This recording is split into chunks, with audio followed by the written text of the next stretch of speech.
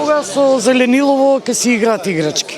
И ова малку што го имаме, треба да го одржуваме, а не да го рушиме. Излишни се некои работи за некои хирови да се постигнат, не е во ред. Сепак водно е си е водно, водно е зелен појас, кој што не треба да се уништува. Оне пола веќе го уништија и другата половина бар што е треба да остане на градот. Тоа е еден живот за градот. И така во градот веќе немаме никакво зеленило, само бетон, скулптури, не знам што друго да кажам, бар ова нека го остават на мира. Треба да живее.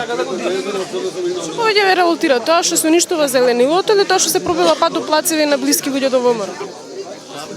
Па да ви кажам, пред се зеленилото што се урива, а за другото да не зборуваме, тоа е веќе ова влада, ова власт како да е болна, како да пати од нешто, не знам од што да кажам.